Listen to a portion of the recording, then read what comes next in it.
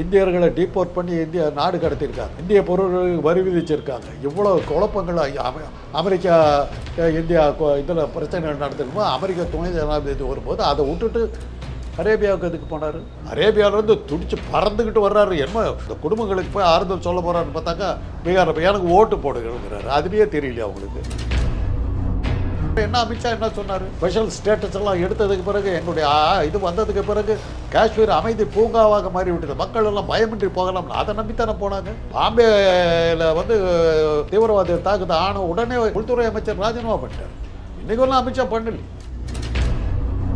பாகிஸ்தானுடைய பாதுகாப்பு அமைச்சருமே நாங்கள் 30 வருஷமா பயங்கரவாதிகளுக்கு ஆதரவு கொடுத்துட்டு இருந்தோம். ஆதரவு இருந்தது வழக்கம் தான். அதை அவங்களே அனுபவிச்சிருக்காங்களே. ராவல்பிண்டியில் முக்கியமான ரோட்ல பெரிய வெடிகுண்டு வெடிப்பெல்லாம் நடந்து பல பேர் சேர்த்துருக்காங்களே. அதுக்கப்புறம் தானே உலக நாடுகள் பூரா பாப்பா தீவிரவாதிகளுக்கு பூரா அடைக்கலம் கொடுக்கறது பாகிஸ்தானா இருக்குதுங்கிற ஒரு குற்றச்சாட்டு வந்தது. அதெல்லாம் இருக்குது, இல்லைன்னு சொல்றேன். எந்த தீவிரவாதியும் மக்களுக்கு பொதுமக்களை தாக்க மாட்டாங்க. எதிர்பாராத விதமாக பொதுமக்கள் தாக்கப்படலாமே ஒழிய பொதுமக்களை டார்கெட் பண்ணி அவங்க வரவே மாட்டாங்க. அரசாங்கம் சம்மந்தப்பட்ட அதிகாரப்பூர்வமான இதில் தான் அவங்க போரிடுவாங்க. ஹோஸ்டேஜாக பிடிச்சா தான் அவங்களுக்கு வேலை நடக்கும். சுற்றுலா பயணிகள் பிணைய கைதியாக பிடிச்சிருந்தாக்க இன்றைக்கி நம்ம பெரிய சிக்கலில் மாட்டிருக்கோம். சிந்து நதி ஒப்பந்தம், இதை சிம்லா ஒப்பந்தம் எல்லாம் யாருக்கு நஷ்டம் ஆக போகுது? ஜீலம், ஜீனாப், ராவி, பியாஸ், செட்டிலைட் எல்லாம் அது காஷ்மீர்லேருந்து பஞ்சாபுக்கு தான் வருது. ஏன்னா பஞ்சாப் பஞ்சத்தில் போயிடும். குஜராத்தில் கோதுமை கிடைக்காது, அப்புறம் மோடி கூட ரொட்டி கிடைக்காம. ஜெயலலிதாவும் அத்வானியும் கூட்டணி சேர்றாங்க. முதல் கூட்டம் காலையில் 11 மணிக்கு 11 இடங்களில் போய் வெடிகுண்டு வெடி. அத்வானி வர்ற அந்த மீட்டிங்க்கு ஜெயலலிதா வரும். ஆனால் அந்த வெடிகுண்டு மாத்திரம் கரெக்டாக வெடி. அத்வானிக்காக வைக்கப்பட்ட வெடி. அனுதாபம். எலெக்ஷன் ஜெயலலிதா அத்வானி கூட்டணி வெற்றி. பர்பஸே மத கலவரம் உண்டாக்குறது தான். வக்ஃபு சட்டத்தை கொண்டாங்க. பெரிய மத கலவரத்தை எதிர்பார்த்தாங்க. உச்சநீதிமன்றம் தடுத்து பிடிச்சி திருப்பரங்குன்றத்துக்கு தயார் பண்ணாங்க. ஒர்க் அவுட் ஆகுது. அப்புறம் அவங்களுக்கே கை வந்த கலை புல்வாமா டூர். தேர்தல் வரத்துக்குள்ளார ஒரு மத கலவரம், ஒரு தீவிரவாத தாக்குதல்கள், ஒரு பெரிய தலைவர் சாவறதுக்கான வாய்ப்புகள் இவ்வளவும் இருக்குது. மத கலவரம் உண்டாக்குனாக்கா அந்த மதத்தினுடைய அடிப்படையில் இது பண்ணலாம். தீவிரவாத தாக்குதல் ரெண்டுமே மதத்துக்கு அடிப்படையில் நடக்கும். தலைவருடைய சாவு என்னன்னாக்கா அனுதாபாலை. இது மூணு தான் நம்முடைய எலெக்ஷனே. கொள்கைக்காகவோ இதுக்காகவோ நம்ம எலெக்ஷனில் ஓட்டு போட்டதுக்காக பர்டிகுலராக தென்னாடு. இந்த பிரச்சனைகள் இதோட நாடு நிற்காது. 2029 நாடாளுமன்ற தேர்தல் வருது. அது வரையில் இந்த பிரச்சனைகள் இருந்துட்டு தான் இருக்கும். தமிழ்மின் நேயர்களுக்கு வணக்கம். இன்றைய சிறப்பு நேர்காணலில் நம்மளோட இணைஞ்சிருக்கிறாங்க அரசியல் விமர்சகர் மற்றும் மருத்துவர் காந்தராஜ் அவர்கள். வணக்கம் சார். சார், இப்போ காஷ்மீரில் பகல்காமில் நடந்த தாக்குதலுக்கு இரு நாடுகளுமே எதிர்வினை ஆற்றிட்டு இருக்காங்க. அதை பற்றி சொல்லுங்கள் சார். கெட்ட நேரம் அப்படிலாம் தான் வரும், ஒன்றும் பண்ண முடியாது. அவங்க யாருக்கு கெட்ட நேரம்? 2 நேரத்துக்கு தான். இம்ரான்கான் அன்றைக்கே சொன்னார்மா, ஒரு 5 வருஷத்துக்கு முன்னாடி சொன்னார். இதே வேலையை தான் அன்றைக்கும் பண்ணாங்க. பாகிஸ்தான் மீது படையெடுத்து வரப்பா இருக்கிறது, ஆபத்து வந்து விட்டது. அப்போ எலெக்ஷன் டைமில் அப்போ இம்ரான்கான் அங்கே பாகிஸ்தானில் எலெக்ஷன் நடக்குது. அங்கே கேட்குறாங்க, இந்த மாதிரி இந்தியாவுடைய பிரதம மந்திரி மோடி இப்படி சொல்கிறாரு, பாகிஸ்தான் படையெடுத்தது. எலெக்ஷன் வரும்போதெல்லாம் அவர் அப்படி தான் சொல்லுவார். நாங்களும் அணுசக்தி உள்ள நாடு, அவங்களும் அணுசக்தி உள்ள நாடு. 2 நாடு போரிட்டால் என்ன ஆகுன்னு 2 பேத்துக்குமே தெரியும். எலெக்ஷன் டைம்லலாம் அவர் பாகிஸ்தான் படையெடுத்துன்னு சொல்லி ஒரு இது பண்ணிட்டு முடிச்சு விடுற இந்த சீசனில் அவர் பேசுவார். இதெல்லாம் சீரியஸாக எடுக்க வேணாட்டார். அதே தான் நான் எத்தனையோ தடவை உங்ககிட்டே சொல்லியிருக்கேன்.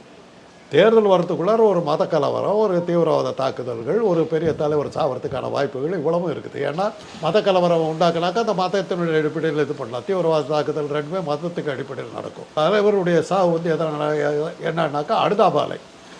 இது மூணு தான் நம்முடைய எலெக்ஷனே. கொள்கைக்காகவோ இதுக்காகவோ நம்ம எலெக்ஷனில் ஓட்டு போட்டதுக்காக பர்டிகுலராக தென்னாடு. நீங்கள் நல்லா யோசிச்சு பாருங்கள். கலைஞர் ஆட்சியில் இருந்தபோது கோயம்புத்தூரில் வெடிகுண்டு. ஜெயலலிதாவும் அத்வானியும் கூட்டணி சேர்றாங்க. முதல் கூட்டம் கோயம்புத்தூரில் நடக்கும் போது மாலை 6 மணிக்கு 7 மணிக்கு கூட்டம். காலையில் 11 மணிக்கு 11 இடங்களில் வெடிகுண்டு வெடிக்குது. அத்வானிக்காக வைக்கப்பட்ட வெடிகுண்டு. அனுதாபம். எலெக்ஷன் ஜெயலலிதா அத்வானி கூட்டணி வெற்றி. நாடாளுமன்ற தேர்தல் எல்லாம் அன்னைக்கு அத்வானி வர்ற அந்த மீட்டிங்க்கு ஜெயலலிதா வரும். ஆனால் அந்த வெடிகுண்டு மாத்திரம் கரெக்டாக வெடி. அப்புறம் அண்ணாமலை ஒரு இன்னொரு பண்ணார், பெட்ரோல் வெடிகுண்டுகள். அதே கோயம்புத்தூரில் பாஜக தலைவர் வீட்டுக்கிட்ட நிற்கும், ஆனால் வெடிக்காது. உருண்டுட்டு வந்துடும், ஆனால் வெடிக்காது. அந்த மாதிரி ஒரு வெடிகுண்டு பண்ணியிருந்தார். அதான் வெடிகுண்டு கலாச்சாரம் விட்டது. இதெல்லாம் எலெக்ஷன் வர்றவரை இதெல்லாம் நடந்துக்கிட்டு. இந்த பிரச்சனைகள் இதோட நாடு நிற்காது. 2029 நாடாளுமன்ற தேர்தல் வருது. அது வரையிலும் இந்த பிரச்சனைகள் இருந்துகிட்டு தான் இருக்கும். இது நம்ம தேர்தல் முறைக்காக நடக்கிற பிரச்சனைகள். அப்ப இதை வந்து நீங்க அரசியலா தான் பாக்குறீங்க? அரசியலாக தான் பார்க்குறேன். அரசியலாக தான் பார்க்குறேன். இது யாருடைய முழுக்க திட்டமிட்ட அதெல்லாம் நம்ம பேசுனா நீங்களும் உள்ள போடுவீங்க, நானும் நீங்கள் டிஸ்க்ளைமர் போட்டு தப்பிச்சுக்கோங்க, நான் வெளியே உள்ள போடுவேன். எல்லாத்துக்குமே தெரிஞ்ச விஷயம் தான் இது. ஒன்றும் இப்போ ஏமா புல்வாமா தாக்குதலில் வந்து இராணுவத்தில் தான் இது பண்ணாங்க. அது என்னாச்சு? புல்வாமா தாக்குதலில் வந்து இப்போ உடனே மோடி போய் அந்த இராணுவத்தில் அடிப்பட்ட இடத்துலலாம் மருத்துவமனையிலலாம் போஸ்டெல்லாம் கொடுத்தாரு. இராணுவத்தில் ரொம்ப கிளப்பில் உட்காந்துக்கு ஜாலியாக சிரிச்சுக்கிட்டு பாதிக்கப்பட்ட இராணுவத்தில் சிரிச்சுக்கிட்டு இருக்கிற போஸ்டெல்லாம் போட்டு கேவலமாக. அப்புறம் என்னாச்சு? ஒரு வாரம் கழிச்சு புல்வாமா தாக்குதல் நடக்க போகிறத பற்றி முதல்ல பிளான் பண்ணதை டீட்டெயில் எல்லாம் வந்து அர்னாப் கோசாமிங்கிற ஒரு பாஜக நெறியாளர், டிவி நெறியாளர் பேசுனது பூரா ரெக்கார்டாகி மகாராஷ்டிரா கவர்மெண்ட் வெளியிட்டுச்சு. ஏற்கனவே பிளான் பண்ணுது. அதில் தான் போய் அர்னாப் கோசாமியை அரெஸ்ட் பண்ணி உள்ள தள்ளினாங்க. அவர் இப்போ வெளியில் வந்திருக்கார். மறுபடியும் அதே புல்வாமா 2 இது. ஒரு வாரம் கழித்து எல்லா மேட்டரும் வெளியே வரணும். பல கேள்விகள் இருக்குது. அமெரிக்க ஜனாதிபதி, துணை ஜனாதிபதி இந்தியாவில் இருக்கார். அவர்கிட்ட பேசிக்கிட்டு இருக்கிறத விட்டுட்டு அரேபியாவில் உங்களுக்கு என்ன வேலை? அது என்ன மாதிரி சிச்சுவேஷன்? சும்மா சாதாரண இதை விசிட்டாக இருந்தால் கூட பரவாயில்ல. இந்தியர்களை டீப்போர்ட் பண்ணி இந்தியா நாடு கடத்தியிருக்காங்க. இந்திய பொருள்களுக்கு வரி விதிச்சிருக்காங்க. இவ்வளோ குழப்பங்கள் அமெரிக்கா இந்தியா இதில் பிரச்சனைகள் நடந்திருக்கும்போது அமெரிக்க துணை ஜனாதிபதி வரும்போது அதை விட்டுட்டு அரேபியாவுக்கு எதுக்கு போனார்? இன்னும் சொல்ல போனால் அடுத்து என்ன சொல்கிறாங்கன்னா, அன்னைக்கு வந்து அவர் வந்து காஷ்மீரில் இருந்துருக்கணுமா, அதை விட்டுட்டு அரேபியாவுக்கு போகிறாரு. அப்படின்னா என்ன அர்த்தம்? இந்த தாக்குதல் நடக்கிறது அவருக்கு தெரியுமா? இதெல்லாம் கேள்விகள் கேட்குறாங்க. சம்மந்தப்பட்டவர்கள் தான் பதிச்சு. இல்லை, இப்போ ஒரு பக்கம் வந்து மக்களுடைய பார்வையில் பார்க்கும்பொழுது இராணுவத்தினுடைய பாதுகாப்பு தான் வந்து குறைபாடாக இருக்குது அப்படின்ற பார்வையில் பார்க்குறாங்க. முழுக்க அரசியல் எல்லாம் சேர்த்து வருது. இதெல்லாம் அது எல்லாத்துக்கும் தெரிஞ்சதுனால தான் நான் சொல்லலை. இராணுவம் எங்கே போச்சு? இந்த மாதிரி இடங்கள்லாம், சுற்றுலா தலங்கள்லாம் வந்து இந்த மாதிரி பிரச்சனைகள் வரக்கூடிய இடங்கள் வந்து நமக்கு இராணுவத்தை நம்ம பயன்படுத்தி தான் ஆகணும். போலீஸ் கூட, உள்ளூர் போலீஸை கூட வச்சுக்க முடியாது. ஏன்னா இவங்க வந்து உள்ளூர் கவர்மெண்ட் வந்து உமர் அப்துல்லா கவர்மெண்ட்டு. அந்த பாதுகாப்பு விஷயத்தில் உமர் அப்துல்லா ஒரு அமித்ஷா ஒரு தடவை கூட கூப்பிட்டு பேசுனது. அப்புறம் என்ன அமித்ஷா என்ன சொன்னார்? அந்த ஸ்பெஷல் ஸ்டேட்டஸ் எல்லாம் எடுத்ததுக்கு பிறகு, எங்களுடைய இது வந்ததுக்கு பிறகு காஷ்மீர் அமைதி பூங்காவாக மாறி விட்டது, மக்கள் எல்லாம் பயமின்றி போகலாம். அதை நம்பித்தானே போனாங்க. பாம்பேயில் வந்து தீவிரவாத தாக்குதல் ஆன உடனே இந்திய உள்துறை அமைச்சர் ராஜினாமா பண்ணிட்டார். இன்றைக்கெல்லாம் அமித்ஷா பண்ணல. அரேபியாவிலேருந்து உடனடியாக திரும்பி வந்துட்டார். பதறிக்கிட்டு வந்துட்டார்னு பார்த்தாக்கா டேராக பீகாரில் போய் எனக்கு ஓட்டு போடுங்கன்னு இருக்கு. இப்போ நீங்கள் முழுக்க இதற்குள்ள வந்து தெரியலம்மா. இதெல்லாம் உங்ககிட்ட கேட்குறேன், நீங்கள் முடிவு எடுத்துங்க. நான் ஏன் முடிவு என்ன கேட்குறீங்க? உங்கள் முடிவு என்ன சார்? இது ஃபுல்லாகவே ஒரு மனிதர்கிற முறையில் நீங்கள் சொல்லுங்க. இதெல்லாம் வந்து அரசியலுக்கு உள்ளாக்கப்படுற இந்த இடத்துல வந்து இன்னொரு பக்கம் வந்து எதிரான நடவடிக்கைகளும் பாகிஸ்தானுக்கு எதிராக எடுத்துட்டு இருக்காங்க. பாகிஸ்தான் இந்தியாவுக்கு எதிராக எடுத்துக்கிட்டு இருக்காங்க. இல்லை, இந்தியா தானே முதல்ல வந்து சிந்து நதி தாக்குதல் நடத்தினா நீங்கள் தான் குற்றம் சாட்டினீங்க. உடனே அதை நிரூபிக்கிறதுக்காக வந்து சிந்து நதி ஒப்பந்தம், இதை சிம்லா ஒப்பந்தம் எல்லாம் யாருக்கு நஷ்டம் ஆக போகுது? உனக்கு ஆக போகிறது இல்லையா? 5 நதிகள்மா. சிந்து நதி மெயின் நதி பாகிஸ்தான்லேயே ஓடிடுது. 5 நதிகள், ஜீலம், ஜீனாப், ராவி, பியாஸ், சட்லெஜ் எல்லாம் அது காஷ்மீர்லேருந்து வந்து பஞ்சாபுக்கு தான் வருது. நீங்கள் அதில் கை வச்சிங்கன்னா பஞ்சாப் பஞ்சத்தில் போயிடும். குஜராத்தில் கோதுமை கிடைக்காது, அப்புறம் மோடி கூட ரொட்டி கிடைக்காம போயிடும். இப்போ இந்த எதிராக எடுத்த நடவடிக்கைகள் எல்லாத்தையும் எப்படி 2 பேத்துக்கு பாதிப்பு வரும். பாகிஸ்தானுக்கு எதிராக சொல்லிக்கிட்டு இருக்கிறதெல்லாம் கதை இல்லை. இப்போது கர்நாடகா வந்து காவிரியில் தண்ணி விட மாட்டேன்னு பங்காரப்பாறதுக்கு போது சொன்னார், unless Kannambadi dams fills and spills, அதாவது ரொம்ப வழிந்தாலுடைய தமிழ்நாட்டுக்கு தண்ணி கொடுக்க மாட்டேன்னாரு. அவர் சொல்லி வாய முன்னார். வரலாறு காணாத மழை. கண்ணபாடி டேம் உடஞ்சிரும்ட்டான், திறந்து விட்டாங்க. மாண்டியா கீண்டாவெல்லாம் தண்ணிக்குள்ளார போயிடுச்சு. அடுத்த நாள் தண்ணி தந்து விட்டாங்க. இயற்கையை நீங்கள் பாய்ச்சிக்கிட்டு ஒன்றும் பண்ண முடியாது. இப்போ இங்கே மாத்திரம் நடக்கலாமா இது? சைனா என்ன பண்ணியிருக்காங்க தெரியுமில்ல? பிரம்மபுத்திரா நதியில் டேம் கட்டிவிட்டான், உனக்கு தண்ணி விட முடியாதுன்ட்டான். ஏற்கனவே நம்ம தலையில் சிந்து நதியை போல் பல பங்கு பெரிய நதி வந்து பிரம்மபுத்திரா, அதை நிறுத்திவிட்டாங்க. அது வைரமுத்து ஒரு இது எழுதியிருக்கார், தண்ணீர் காவியமாக என்னமோ, அந்த புக்கு பேரை மறந்துட்டேன். அடுத்த உலக யுத்தம் வந்து தண்ணீரினுடைய அடிப்படையில் தான் நடக்கும் அப்படின்னு அவர் இருந்தது. உலகம் முழுதும் தான் வருது. இதில் கையை வச்சாக்கா வந்து உங்களுக்கு வந்து கட்டமைப்பே இல்லை. அந்த நதிகளில் எங்கேயுமே டேம் கட்ட முடியாது. நீங்கள் இந்தியா கட்ட முடியாது. அதை நிறுத்தினீங்கன்னா உங்களுக்கு தான் பாதிப்பு வரும். எப்படி பங்காரப்பா வந்து கணபடி டேமை மூடின போது அவருடைய ஊர் மாண்டியா உள்ளே போயிடுச்சு. பாதிப்பு அவங்களுக்கு தான் வந்தது. நமக்கு பஞ்சம் தான் வந்திருக்கு. அவன் ஆளே உள்ளே போயிட்டான். அத்தனை டேமையும் திறந்து விட்டான். கபினி, வேகவதி எல்லா டேமையும் திறந்து விட்டான். அதனால் இயற்கை கிட்ட நீங்கள் விளையாண்டிங்கன்னா அடிபடுவீங்க. ஆனால் இப்போ இந்த விஷயத்தில் பார்க்கும்போது இப்போ ஏற்கனவே புல்வாமா அட்டாக்காக இருக்கட்டும், இல்லை இதுக்கு முன்னாடி இந்தியா பாகிஸ்தானுக்கு நிறைய பிரச்சனைகள் வந்திருக்கு, உயிர் சேதமும் வந்திருக்கு. ஆனால் இப்போ வந்து உடனடியான நடவடிக்கைகள் வந்து மத்திய அரசு எடுத்திருக்காங்க அப்படின்றது ஒரு வரவேற்கத்தக்க ஒரு விஷயம். அவங்களும் மிரட்ட ஆரம்பிச்சிட்டாங்கல்ல. அவங்க உலகமுறை போகிறாங்கல்ல. இது அவங்களா நடத்தின இதை நம்பாதீங்க அப்படின்னு சொல்லி அவங்களும் இதை சொல்கிறாங்களே. லஷ்கர் தொய்பா ஸ்டேட்மெண்ட் கொடுத்துருக்காங்க. பாகிஸ்தானுடைய இராணுவ அமைச்சர் சொல்லியிருக்காரு, இந்தியாவாக நடத்தின ஒரு எங்களுக்கு இதுக்கு சம்மந்தம் இல்லை. ஆனால் அப்படி இருக்கும்போது பாகிஸ்தானுடைய பாதுகாப்பு அமைச்சருமே வந்து ஹவாஜா ஆசிஃபும் வந்து சொல்லியிருக்கிறாங்க, நாங்கள் வந்து 30 வருஷமாக பயங்கரவாதிகளுக்கு வந்து ஆதரவு கொடுத்துட்டு இருந்தோம் அப்படின்ற மாதிரியும் சொல்லியிருக்காங்க. ஆதரவு இருந்தது வழக்கம் தான். அதை அவங்களே அனுபவிச்சிருக்காங்களே. பாகிஸ்தான்லேயே இப்போ தீவிரவாதம் நிறையா பேர் கராச்சி, ராவல்பிண்டியில் வந்து முக்கியமான ரோட்டில் பெரிய வெடிகுண்டு வெடிப்பெல்லாம் நடந்து பல பேர் செத்துருக்காங்களே. அதுக்கப்புறம் தானே உலக நாடுகள் பூரா தீவிரவாதிகளுக்கு பூரா அடைக்கலம் கொடுக்கறது பாகிஸ்தானாக இருக்குதுங்கிற ஒரு குற்றச்சாட்டு வந்தது. அதெல்லாம் இருக்குது, இல்லைன்னு சொல்லலை. அதை பயன்படுத்திக்கிட்டு தானே இவங்க செய்கிறாங்க. எந்த தீவிரவாதியும் மக்களுக்கு பொதுமக்களை வந்து தாக்க மாட்டாங்க. எதிர்பாராத விதமாக பொதுமக்கள் தாக்கப்படலாமே ஒழிய பொதுமக்களை டார்கெட் பண்ணி அவங்க வரவே மாட்டாங்க. அவங்க எப்போதுமே அரசாங்க சம்மந்தப்பட்ட அதிகாரப்பூர்வமான இதில் தான் அவங்க போரிடுவாங்க. புல்வாமா தாக்குதல்லாம் கூட பார்த்திங்கன்னா இராணுவம் தான் போகுது. இதில் வந்து பொதுமக்கள் அவங்கள கொல்றதுனால என்ன லாபம்? அவங்கள உயிரோடு பிடிச்சிருந்தான்னு வச்சுக்கோங்க. இந்த விஷயத்தை எனக்கு பணிஞ்சு போகலன்னா இந்த இவங்களெல்லாம் நான் கொண்டுடுவேன். ஹோஸ்டேஜாக பிடிச்சி வச்சிருந்தா, பிணைய கைதிகளாக பிடிச்சி வச்சிருந்தா மிரட்டி இருக்கலாம். கொண்டு விட்டா முடிஞ்சு போச்சு. அதுக்கப்புறம் அந்த இதை முடிஞ்சு போச்சு. இப்போ நான் வந்து மணிப்பூரில் இருந்தபோது எல்லா சேனல்லையும் தான் சொல்கிறேன். மணிப்பூரில் இருக்கும்போது குஜரால் பிரைம் மினிஸ்டர் அவர் வர்றதை வந்து மக்கள் எதிர்த்தாங்க. அன்றைக்கி வந்து முழு கடையடைப்பு மணிப்பூருக்கு. நான் வந்து எய்ட்ஸ் சம்மந்தமான ஒரு எப்படியெல்லாம் இதெல்லாம் நடக்குதுங்கிறதுக்காக ஆய்வு செய்கிறதுக்காக அங்கே போயிருக்கிறேன். நான் என்னுடைய சக ஊழியர் உஷாங்க 2 பேர் போயிருக்கோம். எங்கள் 2 பேர்த்தையும் கவர்மெண்ட் கெஸ்ட் ஹவுஸில் தங்கியிருந்தோம். எங்கள் 2 பேர்த்தையும் கூப்பிட்டு போய் ஒரு ஹோட்டலில் தங்க வச்சிட்டாங்க. தங்க வச்சு எங்களுக்கு இராணுவ பாதுகாப்பு. என்ன சொல்கிறாங்கன்னா, வெளிநாட்டிலேருந்து வந்தவங்களும் வெளியூர்லேருந்து வந்தவங்களும் தான் அந்த தீவிரவாதிகள் பிடிப்பாங்க. உங்களை உயிரோடு பிடிச்சிக்கிட்டு போய் உயிரோடு விடணுன்னாக்க நாங்கள் சொல்கிறத கேளும்பாங்க. பிணைய கைதிகளாக மாறுவீங்க. அதனால தான் உங்களுக்கு பாதுகாப்புனாங்க. அப்படி தான் போராட்டம் போகும்போது கொல்ல மாட்டாங்க. கொண்டுட்டா விஷயம் முடிஞ்சு போச்சு. அதாவது கொண்டுட்டே போடா அப்படின்ட்டு போயிடுவோம். ஹோஸ்டேஜாக பிடிச்சா தான் உங்களுக்கு வேலை நடக்கும். அப்படி இருக்கும் அந்த சுற்றுலா பயணிகள் வந்து பிணைய கைதியை பிடிச்சிருந்தாக்க இன்றைக்கி நம்ம பெரிய சிக்கலில் மாட்டியிருப்போம். கொண்டு விட்டு போயிட்டா முடிஞ்சு போச்சு, வேலை முடிஞ்சு போச்சு. அப்படி செஞ்சிருந்தால் அது தீவிரவாதமாக இருக்காது, உள்ளூர் ரவுடிங்களாக தான் இருப்பாங்க.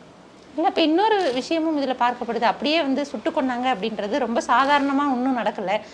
அவங்க மதத்தை கேட்டும் வந்து அவங்களுடைய ஆடைகள் மூலமாகவும் அவங்கள அடையாளப்படுத்தி அதுக்கப்புறமா வந்து கொண்டாங்க. போய் பிரதமர்கிட்ட போய் சொல்லு, இந்த மாதிரியான விஷயங்கள்லாம் உள்ள வரதை பார்க்க. அப்போ அதுலேருந்து உங்களுக்கு புரியலையா? வெல் ரிட்டன் ஒரு சினாரியோ எழுதியிருக்காங்க. எந்த கொலையாளியாவது வந்து நீ அவனுக்காக தான் சொல்லிட்டு போவானா? சீரியல் பார்க்குறீங்கல்ல, கதாநாயகனை வந்து வில்லன் ஆக்கிறதுக்கு அவன் சொல்லுவான், அவங்க வீட்டுக்காரன் தான் சொன்னான்ட்டு போவோம். அதே தான் சீரியல்காரருக்கு போய் கேட்டிங்கன்னா ஆர்எஸ்எஸில் நல்ல கதையெல்லாம் கிடைக்கும். வந்தாங்களா, அவங்கள பிடிச்சாங்களா, மோடிக்காக வச்சதான். மோடிங்கிறவருக்கு மேலே அவருக்காக இது வந்து இவங்கள கொண்டாங்களாம்.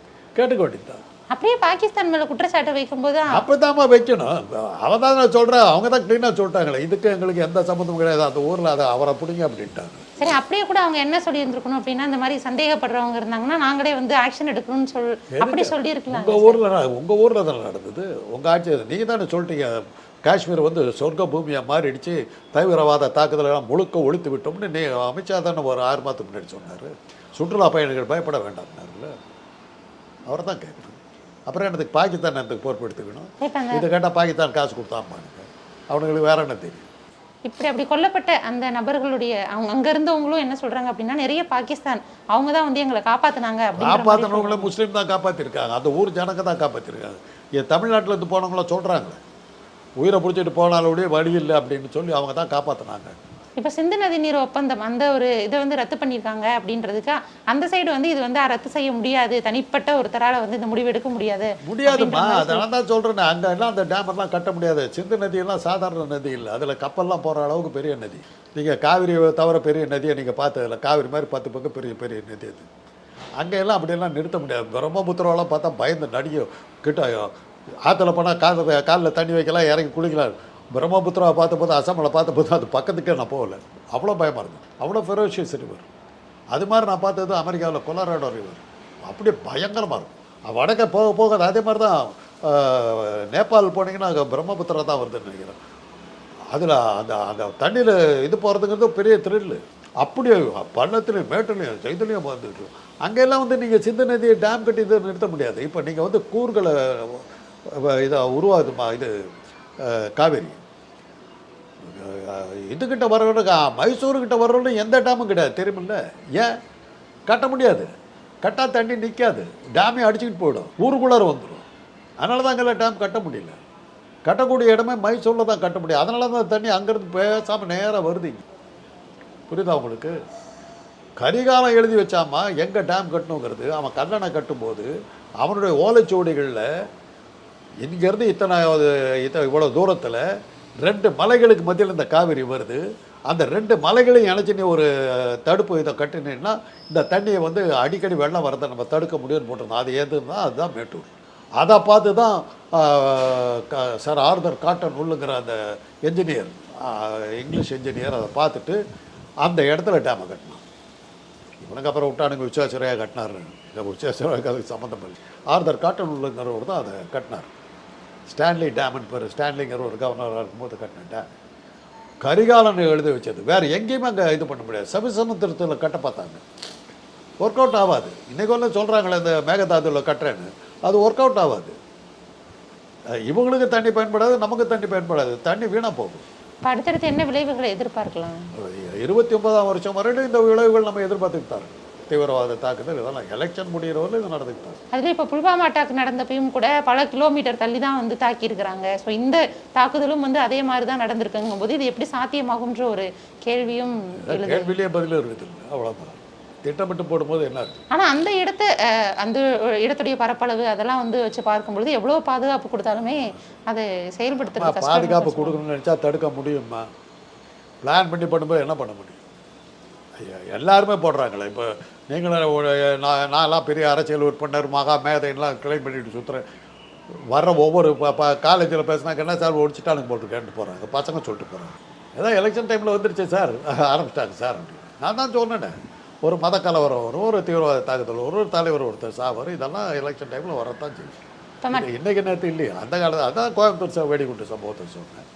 இப்போ மற்ற நாடுகளுடைய பார்வை எப்படி இருக்குது சார்? ஏன்னா அமெரிக்கா வந்து சொல்லியிருக்காங்க அவங்க 2 பேரும் பார்த்துக்கிட்டு வந்த பிரச்சனையை. ஆமாம், வரமாட்டாங்கம்மா, யாரும் வரமாட்டாங்கம்மா. இன்றைக்கி அமெரிக்கா வந்து பல விஷயங்களை தலையிட்டுக்கிட்டு இருந்தான். இப்போ ட்ரம்ப் வந்ததுக்கப்புறம் வந்து உக்ரைனுக்கு சப்போர்ட் பண்ண முடியாது. அப்படின்னு உக்ரைன் வந்து ஆக்சுவலாக அமெரிக்கா கூட கூட்டணியில் இருக்கிற நாடு, அதுக்கே அவங்க சப்போர்ட் பண்ண மாட்டேன்ட்டாங்க. உங்களுடைய இந்தியாவை பொறுத்தவரை என்னன்னா, காங்கிரஸ் ஆட்சியாக இருந்தாலும் சரி, பாஜக ஆட்சியாக இருந்தாலும் சரி, எந்த ஆட்சி வந்தாலும் இந்தியாவுடைய வெளியுறவு கொள்கை தோல்வியில் தான் முடிஞ்சிருக்குது. நம்ம சுற்றி எந்த நாடுமா நம்மளோட நட்போடு இருக்குது. ஆனால் இதே ஸ்டேட்மெண்ட்டை தான் என்ன சொல்கிறாங்கன்னா, பாகிஸ்தானுக்கு நட்பு நாடுகளாக இருக்கிறத விட இந்தியாவிற்கு இருக்கிற நட்பு நாடுகள் தான் வந்து உறுதியாக இருக்காங்க அப்படின்னு. எந்த உறுதியாக அந்த நட்பு நாடு எதுவும் சொல்லுங்கள், ஒரு நாடு சொல்லுங்கள். பங்களாதேஷா, பாகிஸ்தானா, இலங்கையா, சைனாவா, இதெல்லாம் தானே சுற்றி இருக்கிற நாடு. மொரிஷஸா, இல்லை மாலத்தீவுகளா, எந்த நாடுமா சொல்லுங்கள்? எந்த நாடு உங்களோட நட்பாக இருக்குது? எல்லாமே தானே விரோதியாக உட்காந்துருக்காங்க. திபெத் இருந்தது ஒரு காலத்தில். திபெத்தில் வந்து சைனா வந்து ஆக்கிரமித்த போது பஞ்சல்நாமா அதெல்லாம் இல்லாமல் இங்கே வந்தாங்க. சைனா சுயன்லை சொன்னார், இது எங்கள் உள்நாட்டு விவகாரம், இதில் நீ தலையிடாத நேருக்கிட்ட. 2 பேர்த்தையும் டெல்லிக்கு வந்த 2 தலைவர்களையும் கொண்டு வந்து சென்னையில் தான் தங்க வச்சாங்க. உடனே தான் சைனீஸ் அக்ரஷன் வந்தது. அமெரிக்கா அன்றைக்கி வந்து கை கொடுக்காம இருந்தாங்க, இன்றைக்கி நம்ம வந்து சைனாவுடைய இதாக இருந்திருப்போம், தெரியுமில்ல? 7th fleet will enter into Indian Ocean சொல்லி ஐசன்ஹவர் அனௌன்ஸ் பண்ணார். சைனா வித்ட்ரா பண்ணான். இல்லாட்டி போனால் அன்றைக்கி போரில் தோற்று போயிட்டோம், நம்ம பயங்கரமாக தோற்று போயிட்டோம். 2000 மைல் உள்ளே வந்துட்டான். இன்றைக்கி சண்டையே போடாமல் உள்ள 2000 மைல் வந்திருக்கான். ஒரு பிரச்சனையும் இல்லாமல் அருணாச்சல் பிரதேசம் வந்து 2000 மைல் உள்ளே வந்து இதெல்லாம் கட்டி அவன் மேப்லேயே போட்டான் இது எங்கள் ஏரியான்னு. நம்ம அரசாங்கம் சும்மா தான் இருக்கும். பாகிஸ்தான்கிட்ட மாத்திரம் தான் நம்ம சண்டைக்கு போகிறோம். இப்போ சைனா பிடிச்சதை பற்றி எவனுமே சண்டைக்கு வரும், ஏன்னா அங்கே முஸ்லீம் இல்லை. இதுக்கு மாத்திரம் இவ்வளோ சத்தம் போட்டுக்கிட்டு இருக்கிறோம். அங்கே சைனா வந்து 2000 மைல் உள்ளே வந்து கிராமமே கட்டி கவர்மெண்ட்டை ஃபார்ம் பண்ணி மேப்லேயே அவங்க மேப்லேயே போட்டு விட்டா அது உலகம் முழுவதும் அங்கீகாரம் போச்சு. அங்கே சண்டைக்கு போகல, ஏன்னா அங்கே முஸ்லீம் இல்லை. பர்பஸே வந்து மத கலவரம் உண்டாக்குறது தான். வக்ஃபு இதை கொண்டாங்க, திட்டத்தை இது சட்டத்தை கொண்டாங்க, பெரிய மத கலவரத்தை எதிர்பார்த்தாங்க. உச்சநீதிமன்றம் தடுத்து விட்டுச்சு. இங்கே திருப்பரங்குன்றத்துக்கு தயார் பண்ணாங்க, ஒர்க் அவுட் ஆகலை. அப்புறம் அவங்களுக்கே கை வந்த கலை ஃபுல்வாமா 2 நடத்தியாச்சு. ஊர்வாயை மூடலாம் உலவாயை மூட முடிப்பானுவாங்க. அது மாதிரி எங்கேயோ ஒரு ஆள் பேசிக்கிட்டாங்க.